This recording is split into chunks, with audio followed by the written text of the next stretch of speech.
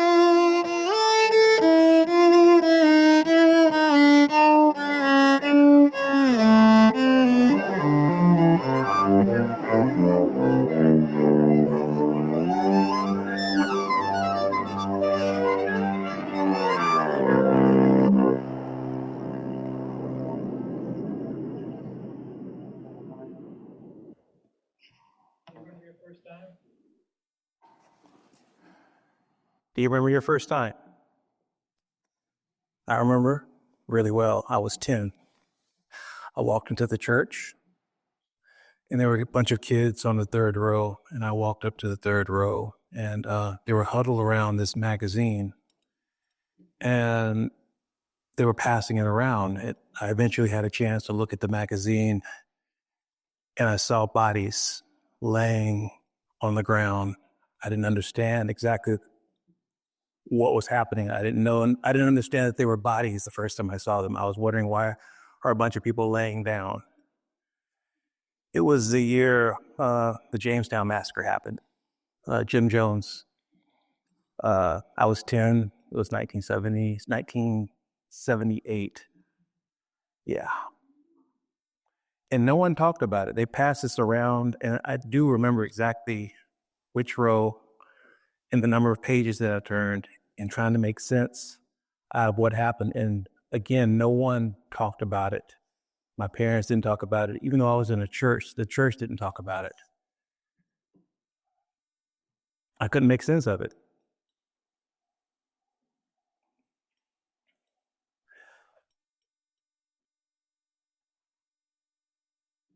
It still bothers me today that no one explained to me what happened or what happened. A few years ago, I saw a documentary about it. It was from years ago, and it re-traumatized me again to see the whole event, to see this documentary about people, willingly dying or going to Guyana to be with this guy. They always say charismatic leader, and he was charismatic. He got 1,000 people to go to Guyana with him, his followers, and there was 909 people that died. They call it a massacre. There were people that drank the Kool-Aid willingly, and by the way, that's where the term drink the Kool-Aid comes from, the Jamestown massacre. And then there were people who were forced at gunpoint to drink the Kool-Aid. But again, there were 909 people that died that day, and I still haven't quite gotten over it.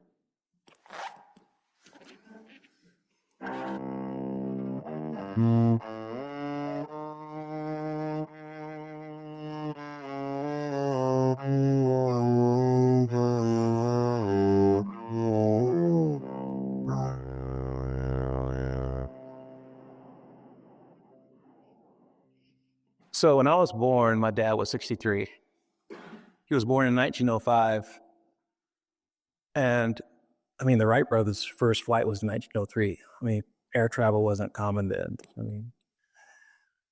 And it was weird having an older father, but we would go around and we'd sell food from our garden to make ends meet because we didn't really have a lot of money, just like a lot of families in our community. We did not have a lot of funds. But I remember how we would go around selling door to door. We would go door to door and we would knock. And right after we would knock, we always did this thing. And I just want to show it to you. I just want to demonstrate. Because you're going to notice that someone you might see later does this. We go, and then we take a step back, sometimes two, and we put our hands in front of ourselves. I did it because my dad did it. I didn't know why I did it, but I did it to not be threatening, to not appear threatening. And my dad knew, but I didn't know at this point, that something could have happened to us if there was any kind of dispute with the people that we knocked on their door. They could shoot us, say we were trespassing, and nothing would ever happen.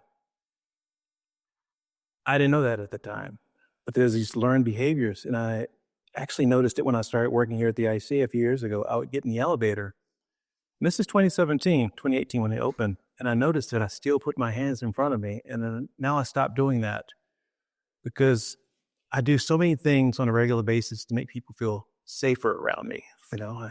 I hunch over sometimes. I lower myself.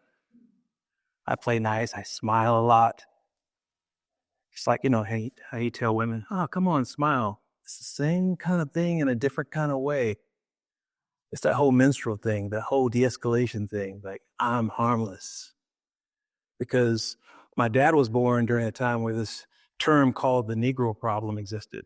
The Negro problem. You had all these newly freed Black folks. And yeah, I know my family. I can trace my family back to the slave owners, to the enslavers. Because I say enslaver, I don't say slavery, I say enslavers. Ruckersville, Virginia, Ruckersville, Georgia.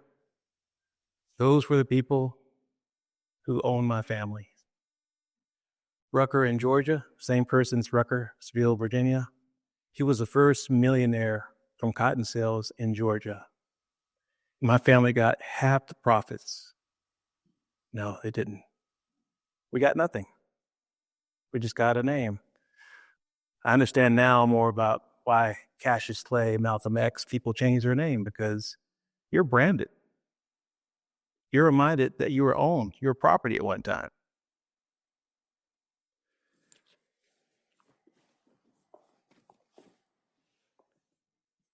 I want to thank VCUarts. I want to thank the Dean, Higginbotham. I want to thank people I work with in the office, Christiana, Kelly, and Melanie. Wonderful Melanie. Amazing force of nature. And I want to thank Ashir Nassim for the iCubed program that brought me here in 2017. And I love this place. Strangely, this is the best place on the planet for my work. Coincidentally, because I deal with enslavement and structural racism and policies. And this is one of the places where redlining started, along with Baltimore, where I lived for a while as well. The covenants in redlining started here and in Baltimore. But there's also resilience and beauty here in Baltimore. The first woman, not the first Black woman, but the first woman branch bank president in the whole country, right here, Maggie Walker. There were a lot of other people besides Maggie Walker. There were several branches. There were many Black millionaires. This was one of the 3 Black Wall Streets. Now, I typically start asking you questions, but I'm not going to do that today because I think I typically do it to embarrass you a little bit, to make you feel bad about yourself and your knowledge of your local area. Just being honest. But you got Durham, you got Tulsa, you got Richmond, the 3 Black Wall Streets, but there were hundreds of thriving communities. And one of the reasons I'm opening this museum is to talk about the resilience, as well as the obstacles, as well as the triumphs, as well as the unsung heroes that we don't even know about, that we're not taught about. But it's not unintentional. It's very intentional. And that's why in my title I have coordinated exclusion. It's not by accident that you didn't hear about some of the people I want to tell you about. It's not by accident you didn't hear about some of the events I'm going to tell you about. Without further ado, I thought I'd start with one of the heavier things. Maybe go a little lighter, have fun, then heavy again. But I got to tell you, my morning changed, my day changed, because we're living in the States. And unfortunately, we've become numb to deaths. We've become numb to things. And I've done a lot of work. If you see my other work, I have this piece called Excessive Use, where I take a gun and I shoot bullet holes in a piece of paper. Amadou Diallo 41 times. There's a couple in Cleveland. They were shot at, 100 and something times. I can't remember how many times. But it keeps happening. I just heard the news today, Dexter Reed. March 21st, 5 policemen stopping him supposedly for a seatbelt violation. He died later in the hospital. He was shot 96 times in 41 seconds. 96 times in 41 seconds.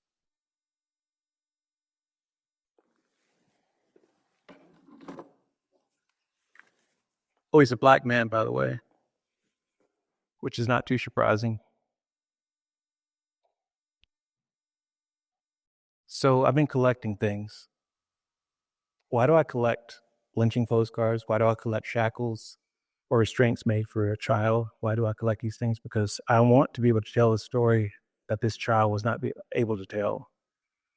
The first image is from a pogrom. A pogrom is a violent act towards a specific community, whether it be Tulsa was a pogrom, Rosewood was a pogrom, Wilmington, North Carolina in 1898 was a pogrom. I know many people say that there was never been this January 6th was unprecedented. Actually, no. The coup that happened in Wilmington, North Carolina in 1898, when the newly elected Black politicians got in office, a white mob got together and ran them out of town, killing many, running the rest out on trains. They were not allowed to come back. And they put in whoever they wanted to put in. And no one has ever been held accountable for that coup. So when you say January 6th is unprecedented, think again. In between that time and now, we still have voter suppression. You know when Native Americans got the right to vote? Do you know when Native Americans got citizenship? You sound like ridiculous questions. That's part of the point of my museum.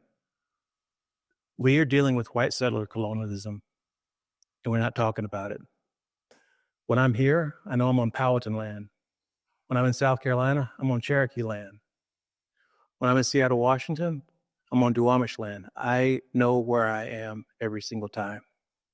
It's important to know how we got here. I've benefited from these massacres. I'm a landowner. I'm part of the displacement. So the program here started in January 1918 and ended in November 1919, but it actually continued to 1921, where an estimated about 250,000 Jews were killed by Russia and Ukraine, actually in equal parts. Yes, Ukraine had actions against this Jewish population. And I've been studying this for a while. This is before what's happening in Gaza right now. I think people really need to understand, if you actually really study, you'll see that Jewish and Muslim communities lived together really well for centuries. What happened after 1903 Zionist Convention, actually, by the way, 1903 Zionist Convention, there was a plan to have the Uganda plan to have a place for the Jews in Africa, but that did not happen. So you have to ask yourself, why Palestine? Especially why Palestine, when the only places that the Jews were ever expelled were Western European countries. Western European countries. And I made a list of countries. Austria, 1421, England, 1290, France, 1394, Hungary, 1349 and 1360, Lithuania, 1495, Milan, 1597, Nuremberg, 1499, Portugal, 1497, Sicily, 1492, Spain, 1492, and yeah. So that was something to me. So I have images of this program, some that have never been seen before. I've been collecting for about 12 years, and I've been collecting genocides, and there's been so many genocides. We have been in a constant state of genocide on this planet since day one. This past weekend, this is 30th anniversary of Rwanda. We had Syria, which is one of the ones that really blew me away because it kept going 100,000. 200,000, 300,000.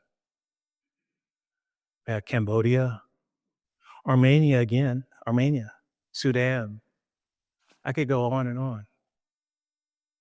But we've been in a constant state. I actually have images in my archive from the 1915 Armenian genocide. I have them as refugees moving away and being displaced. And you probably ask, why do I collect these images? Why do I collect this history? Because I didn't learn about it. I didn't learn about Emmett Till until I went to college. I went home. I said, Mom, why didn't you tell me about Emmett Till? She said, I didn't want to fill your head with that nonsense. And the schools were not teaching it. They weren't teaching anything about women's rights. They were not teaching anything about the suffragist movement, the good and the bad, the racist aspect of the suffragist movement. Didn't learn about that till much later. Didn't learn about eugenics till later. So it's really about talking about the things that we just didn't talk about. So Maria Tallchief, first Native American prima ballerina. Not talked about that much. This is one of my favorite pictures in the archive. It's a press photo, and I have a lot of press photos. So this was a photo from the promotional image. This is an image of the Harlem Hellfighters. They fought in France. And I just acquired some amazing images of James Reese Europe, who was the band leader for the Harlem Hellfighters band. They're marching down Fifth Avenue. And he was the first Black performer to perform in Carnegie Hall. That's not him. But these soldiers, they trained in South Carolina, and then they went on to fight for America in France under white commanders, by the way. I really want to ask you this question, but the military, does anyone know when the military desegregated? Any idea? 1948? 1948. Yeah, In 1948. That sounds good to me. When did Major League Baseball integrate? 58. They really wanted them earlier. A few people went over, but officially 58. Yeah. So this is Harlem Hellfighters of a collection. I have about 30 new images actually 45 that haven't been seen. By the way, the archive in Cary Forward is a collection of every format from glass negatives to CDV to cabinet cards, tintypes, pretty much every form of photography. This is the beginning of photography.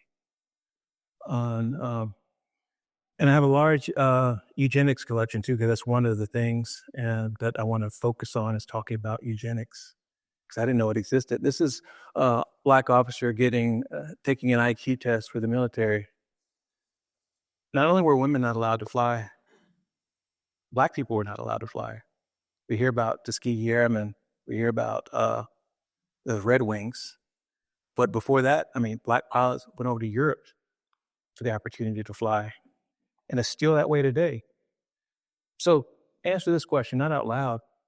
Are there more in the military right now? Are there more Black men fighter pilots or more white women? Any guess?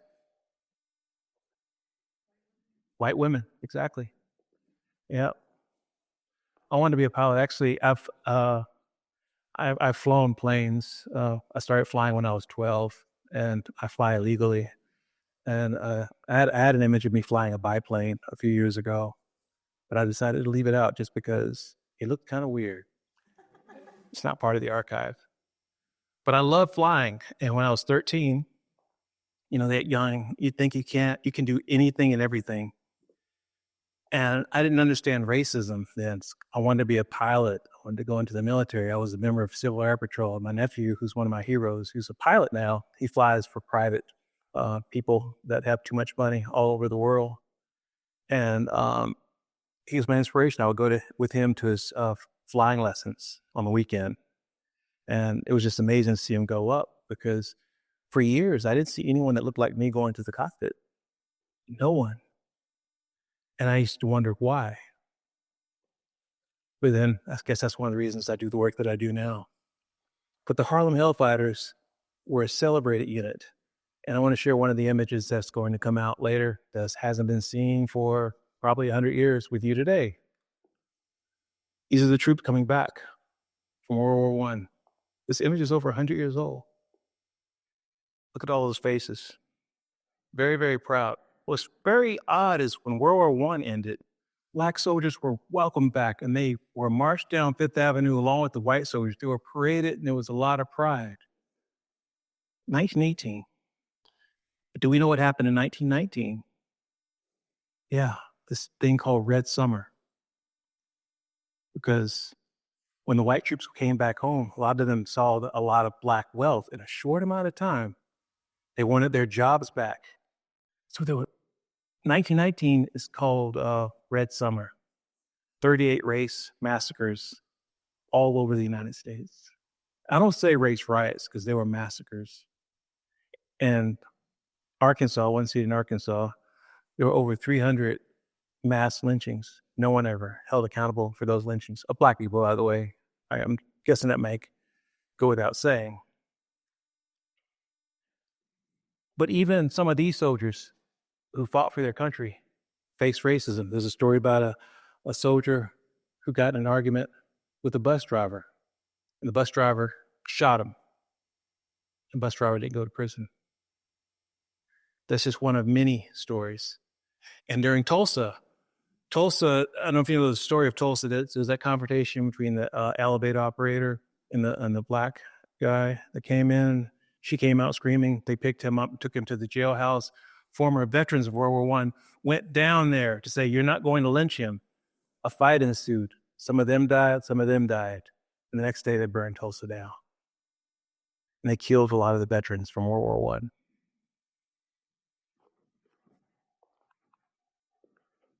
Anyone ever heard of the Atlanta Race Massacre, 1906? I stumbled upon during my research from the past 2 years I saw these images and I couldn't find them anywhere. Even the Historic Society in Atlanta does not have these images. They have 2 images, one from a newspaper, which is pixelated and really crappy. I have this image and about a dozen others that show the militarization of the civilian force and the military coming in to stop the Black community. 25 Black people were killed during this massacre. 1906, Atlanta. This is part of our history. As I mentioned, my father was born in 1905. He stopped working in 3rd grade. 3rd grade didn't go past because there were no child labor laws. There was no mandate. This is an actual photo from a factory. You see they had no shoes, working conditions, and they worked many, many hours.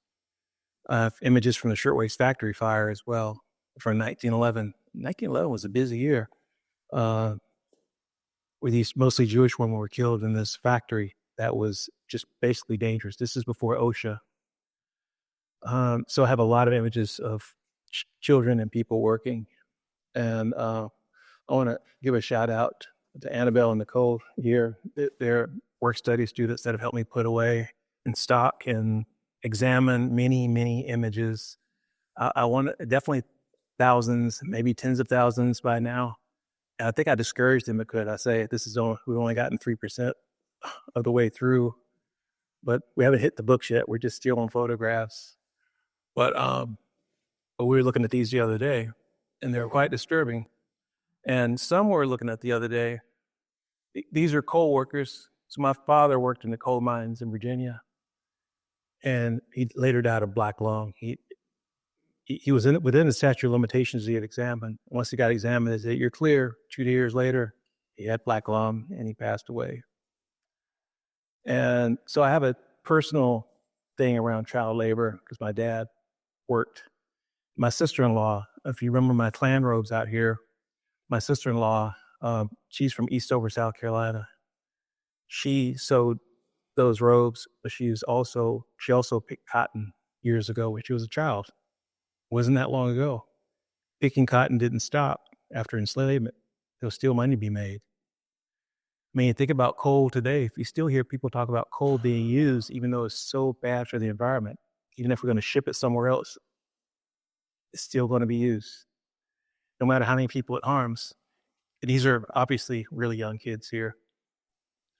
So I wanted to show that I also have images. This is 1915 Harlem, and the people I buy from, they occasionally send me gifts, and they sent me this the other day, and I'm thinking, I was so happy to see these happy faces.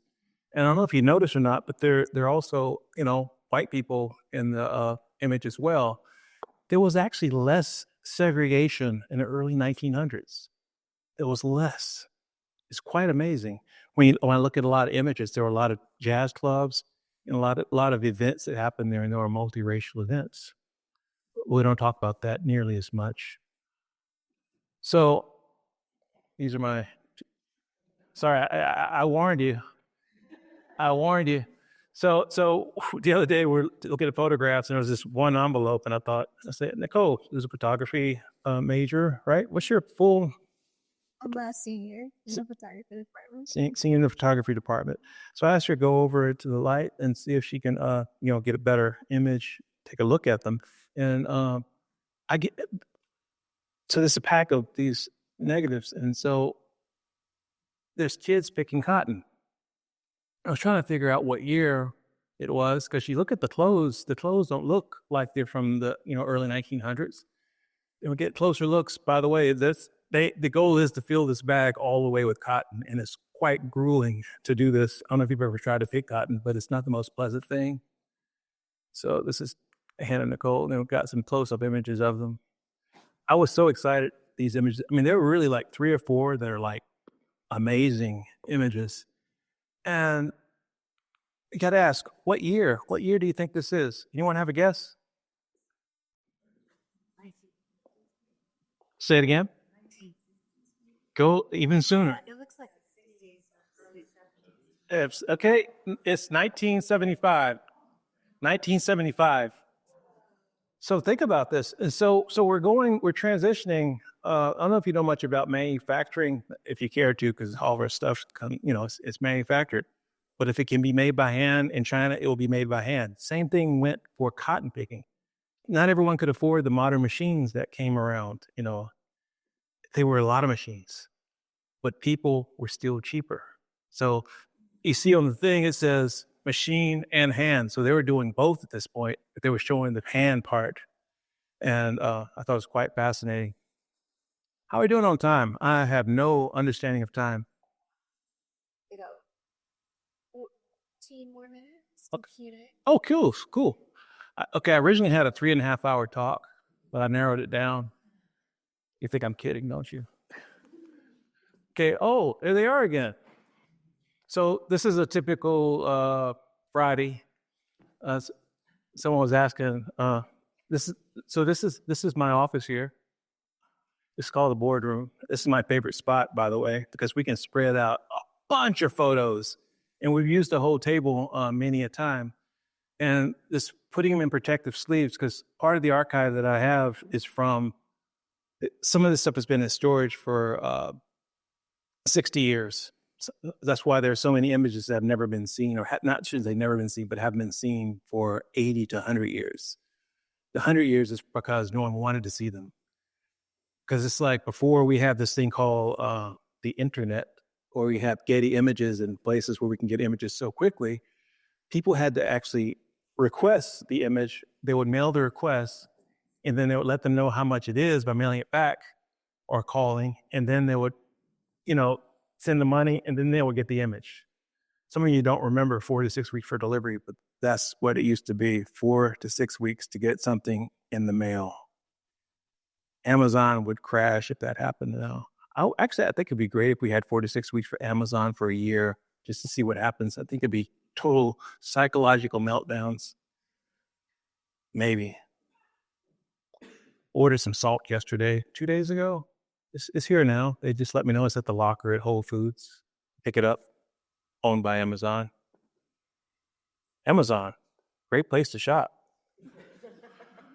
I guess endorsements, we can do that.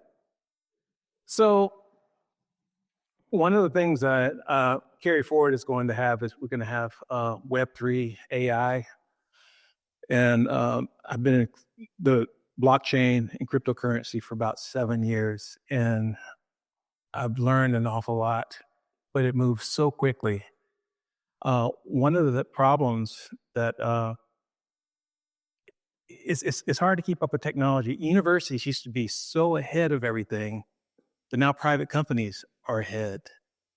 But universities used to be on the cutting edge of everything, MIT being just one of many, Stanford. But there's a school in Kentucky that just did a great project. They took a scroll that got destroyed in volcanic ash. Not destroyed, but it was damaged in volcanic ash. And they would scan the scroll for the information. So I collected a bunch of pieces, and the people I collect from, one of the main people, they sold me a bunch of Abraham Lincoln. Glass slide negatives, images, just a whole bunch. And then they said, we don't know if you want this or not. There's a bunch of them stuck together. I said, yes, I do want it. And I talked to experts all over the country who worked on, using glass plates negatives. And I spent so many hours talking to folks, and they were talking about soaking them in different processes, but I was so afraid of destroying them. And then I read the article about the student, and actually, I think he's in Lincoln, Nebraska, strangely enough, who's still a student who shared the prize with the University of Kentucky, I think. Don't quote me on that. But there was this $700,000 prize in AI, and they were able to, get the information off the scroll. And I'm hoping to use that same technology to go layer by layer to see what Lincolns or what images are in this stack. And I'll keep you posted on that. That's one of the things that Cary Forward is working on now.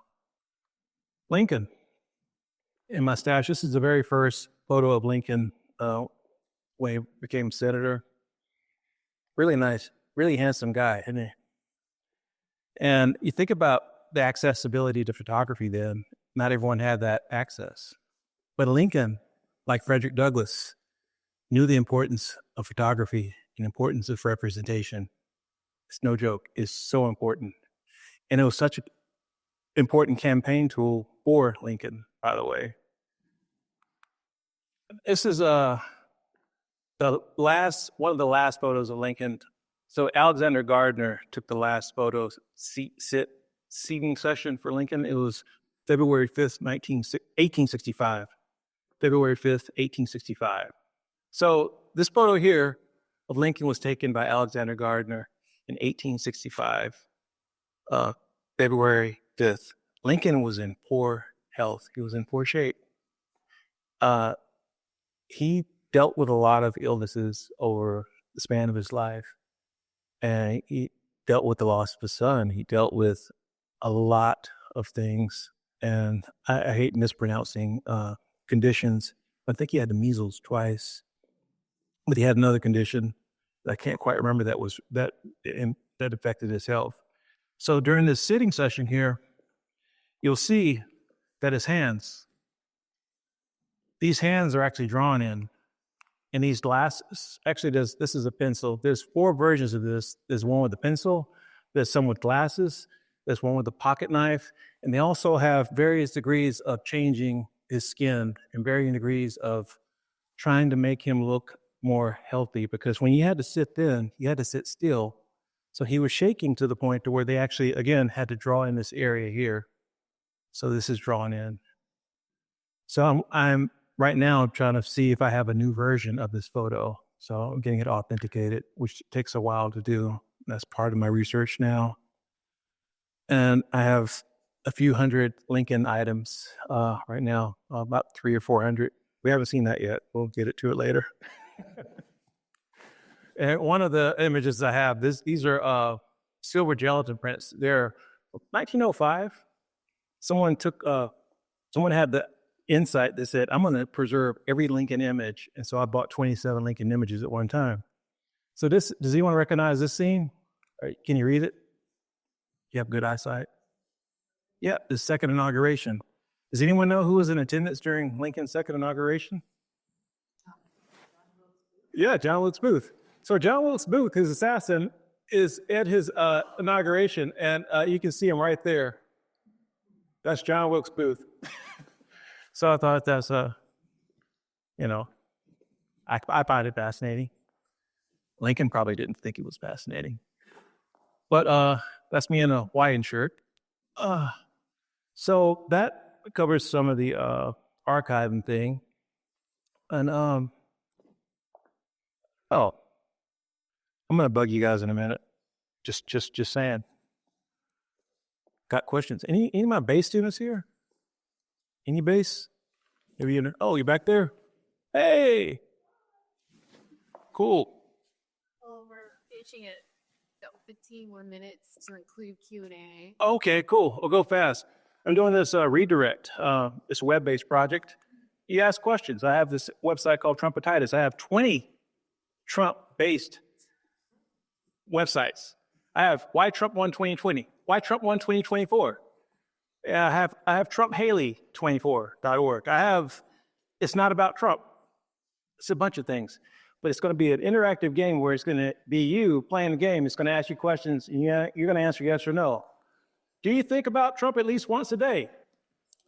No. Good. Do you think Trump represents American values and the foundation of the United States? Here's some yeses. I saw, yep. There we go. Do you think Trump would be a good dog owner? Oh, mixed there. No. I think he might be a better dog owner than cat owner, but that's another story. Do you think Trump was sent by God to save America? All right. So you're going to get to play this game later. And after you answer 4 questions, hopefully Chioki Jensen is going to give you a congratulatory, great job. And then you'll see nice fireworks display, and it'll take you to the next website, TrumpHaley24.org. So that's that site. So let's get to the museum. I bought a building 5 years ago, not exactly knowing what I was going to do with it. And I thought, let's make the museum that you want to see. So I bought a building, did not have enough money to do it, but you do things like that anyway.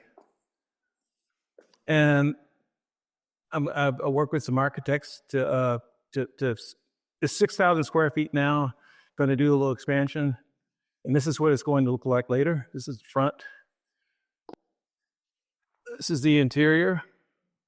Kind of looks like here, doesn't it? Little thing here.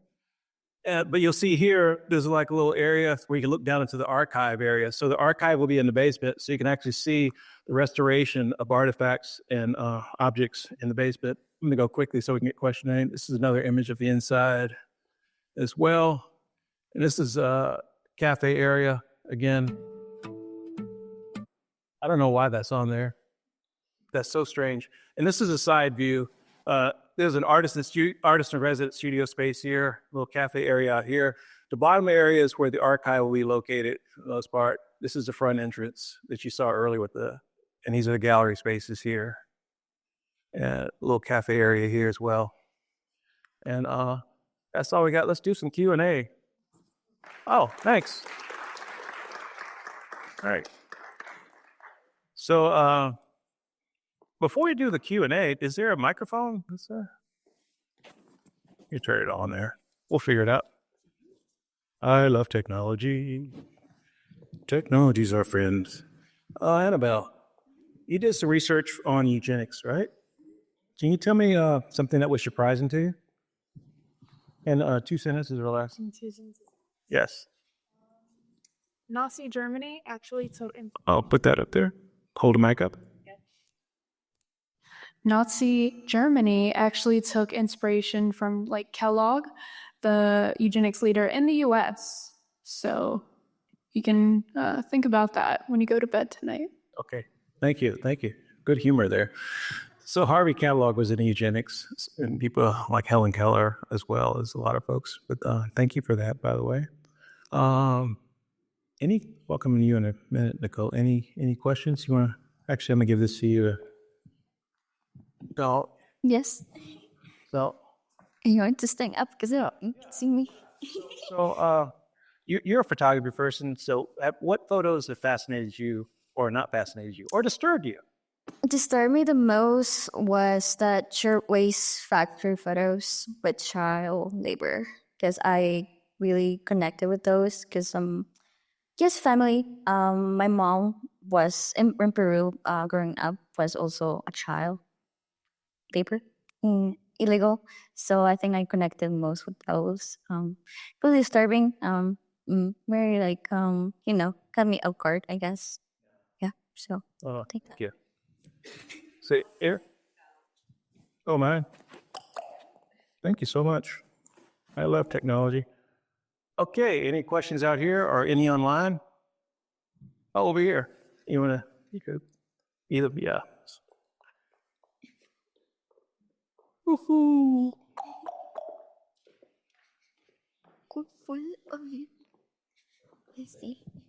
Hello. Hello.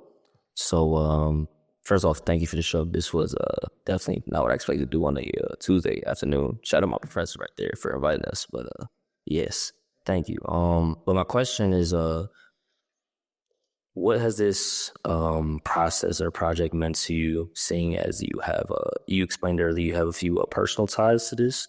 What has this meant for you to be able to have a platform to express this, and with your museum coming soon, if that makes sense, if you need to elaborate a little bit? It does. It's exciting, and it's also scary, because how do you tell a story? Because the challenge is not only telling the story, it's actually getting people to care.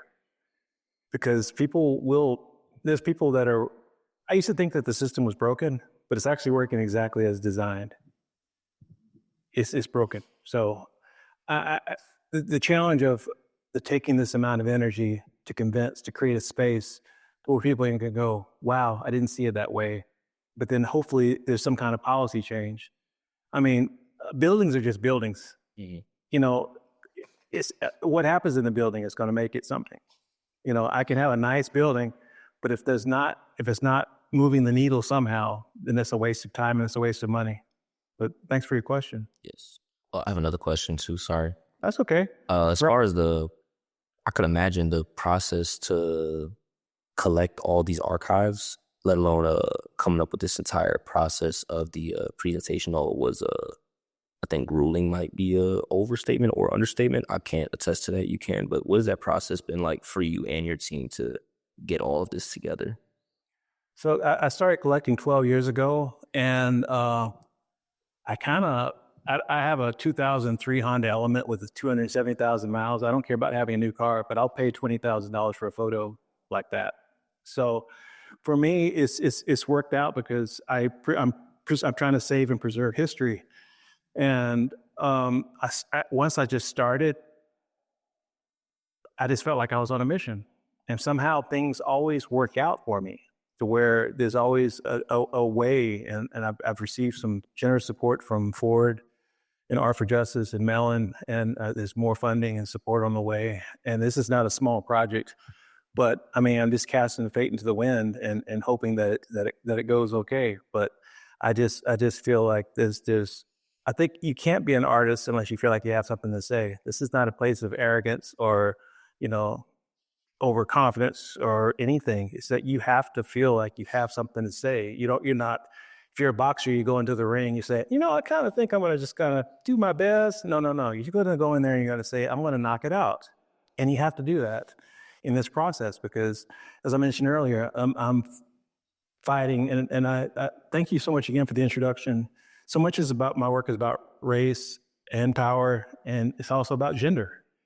It's about, so many erased histories of thriving, and I feel like we're owed that answer. We're owed to acknowledge that these people had a community that was systematically destroyed. These people had communities that were just systematically destroyed because people want to think that they have what they have because they're smarter or that they worked harder. Again, people want to think that they have what they have because they're smarter or that they work harder, or people like to blame this group doesn't have as much because of education, but that's not the case. But that was the long answer. Actually, it's really the short answer, but I'm going to call it a long answer.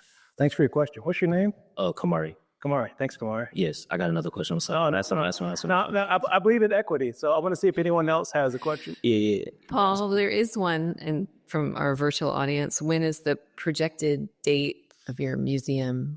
Next fall 25. Fall of 25. Yeah. Thank you.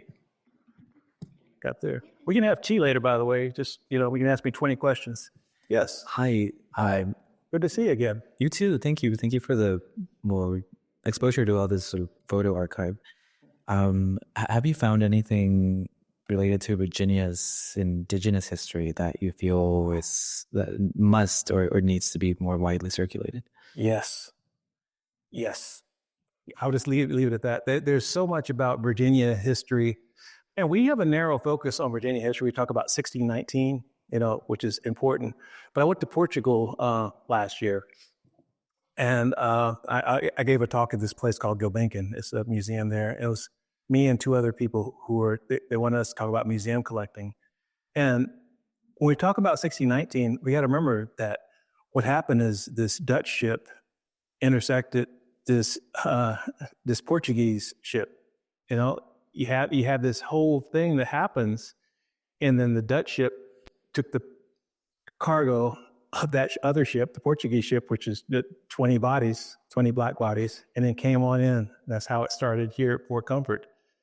So there's a connection to enslavement in Holland. There's a connection to enslavement in Portugal, and we can talk about the empire, Spain and Portugal, and we could talk about all of that.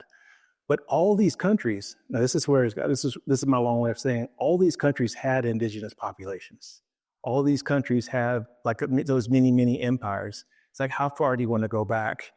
There's a great app called This Land, and it'll tell you exactly what land you're on when you're in whatever part of the country you're on. So yeah, I have a whole show about broken promises to Native American populations, which includes populations here in Richmond, all the way across from the Hamptons area, all the way to California, all the way all over. And so that's my long way of saying yes, there is. I got some back there. And you got more online too?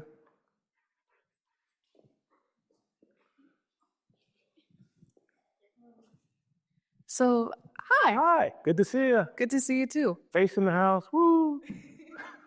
So, out of curiosity, when it comes to your photo collections, I just wanted to ask, one, why do they cost so much if they're so important towards history? Why? I don't know if people are intentionally holding on to them, or Like, how do you find these? Why do they cost so much? And what makes people give them to you, you know? Only a few have been given to me. People give me more derogatory things. But as far as the photos, I bought my first photo in 2011. No, 2011. It was a image of Geronimo. And my thinking then was this image should be in the Native American Museum. So I was actually going to buy it to give it to the Smithsonian, but they already had one. But actually mine was actually more of an original from 1868. Theirs was more of a reprint from 1910 that the widow did, but the photographer was C.S. Fly. But then I started collecting, and then I just started collecting again and again. I got the bug. People have these images. Some private collectors have these images. There's one guy who found an image of Billy the Kid at a thrift store. Got it for a few dollars. I think he might have got it for $30 or $40. Had it, spent 2 years getting it authenticated, sold it at auction for $4 million. I don't do this for the money. There's money there. I just bought a Dorothea Lange photo the other day. I'm very excited about. But I think that some of these photos, again, are in private collections. People died. They're concerned about the house. The family members just take things, and sometimes they get tossed. Or sometimes things are just not stored properly, or the house burns, things get molded. There's this photographer named Cornelius M. Batty. He started the photography program at Tuskegee. I probably have the largest collection of his photos. Before he died, he stored his collection under his bed improperly, so pretty much everything was destroyed. So I found about 6 stunning images last year, just mind-blowing images. But it's like a building. It's nothing if you don't do anything inside it. But this collection I have is nothing unless I share it and make it accessible to change the narrative. So I don't know if that answered all your questions or not. I think I might have missed something. What did I miss? Or did I miss anything?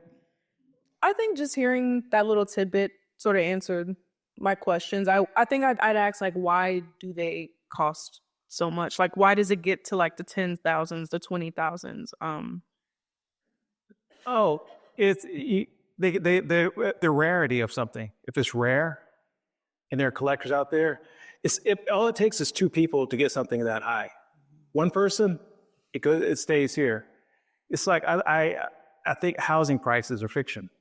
Why is this house here worth $1.3 million, and the same exact house in this other neighborhood is worth 1/3 the price or 1/5 the price? I think a lot of it's fiction. I think we could talk about the contemporary art market later with Days about the price fixing and the overinflation and the mythology of why this is worth something. Because I think photography is worth more in some ways because it's actually documenting history in a way that's really important.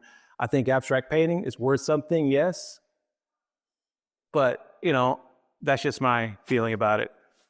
Interpretation. Yeah. But it's like Oprah Book Club. If Oprah Book Club has it, it's going to be a bestseller. Next question. We have another one from the virtual audience. Virtual is back. Real quick, if I may. What role do you think AI-generated photographic quality images will play in our holding and understanding of our histories? Oh, wow. I think AI is going to be able to restore. I have this baddie photo that's been water damaged. I'm thinking about using AI to try to reconstruct some of it, the parts that I can't. But it's not going to be the same thing, and obviously I'm going to have to say it's AI. But I think AI is one of the best and worst things that's happening right now. I don't know if you know what's happening in Tennessee. They just passed laws to protect musicians and their voices for not being used in AI. But we're going to see how that plays out. But I'm not really sure if I'm actually even answering the question. Was that answering the question? I think as it pertains to photographs and history was the question. How is AI, how do you think it's going to impact history? I think it's going to be easy to manipulate. I mean, there's photographs that I have where they're showing people working on the railroad in the 1800s. They're showing white people. But I know from looking at other specials and things that the Chinese people were cut out of the picture. So I think it's just going to be easier to manipulate history. And, and we're going to have to be smarter about our research on that. I think it's a tool for manipulation. It's going to be one of the best tools for propaganda, unfortunately. But I mean, there's people, we have Photoshop. You can do so much with Photoshop now. You can lie. Filmmakers, you know, we can tell a story. We can change the angle. We can change the angle and really mess with folks. And yeah, I think we're getting close to there. We're going to be here till 8:30, right? Yeah, back there. Thank you. Hi. Hi. Hello. I wanted to say, well, first off, during your presentation, I feel like I related to you, and you had mentioned like kind of like that frustration or just that like ill feeling of just like, why didn't I learn this before, like so much sooner than I had? Because I know like I feel that being in college now and learning things where it's just like, why is this not a part of our curriculum regularly? So going off of that, like as you're doing this research, as you like an artist yourself are creating art based off what you're learning, how do you combat like a sense of like hopelessness when you're like surrounded by all this like negative history and like I'm trying to find the correct words. I hope I'm making sense, but like it's just a lot of weight, like it's very heavy. How do you like kind of push to keep going and keep making sure like people's stories get told or people care? I have a wonderful Black therapist. Seriously, I saw her this morning via Zoom. So I've been seeing her for probably 3 or 4 years, and this is the first Black therapist I've had in decades of therapy. And she was full. There's a need for mental health and support in just being Black in America, being Native in America, being brown in America, being a woman in America. There's need for support. I have no shame in saying I go to therapy. I have no problem in saying that, and it's been very helpful. And I've been working on, radical self-care. I wake up typically at 3 or 4 o'clock in the morning and I start researching. It's not healthy. I've learned to not do that so much because once you start looking at screen time, you don't go to sleep the same way again. But I find myself obsessing about a subject or a topic and I can't stop, but I've learned it's important to take walks. It's important to I didn't see the eclipse this time. I'm going to see the next one, wherever it is, because I wish I had planned, because I kind of had that FOMO. I missed that out on that one. But I think seeing the eclipse, borrowing your friend's cat for a couple of days and hanging out, going to Costco is one of my favorite things, as you know. I'm a big fan of Costco. They have a great deal now on black cod. If you can have cod, but have you had black cod? If you go to a Japanese place, have black cod miso, it's incredible. But I made it myself yesterday and today because it was so good. So finding joy in food, find joy in breaking bread with people. One of my favorite things is actually having dinners with people and strangers. Like we're going to have our dinner soon, right? At the end of the year? Yes, we are. Another question there? I think we're right at time. We're out of time? Well, we're a little over. Or a little later? Okay.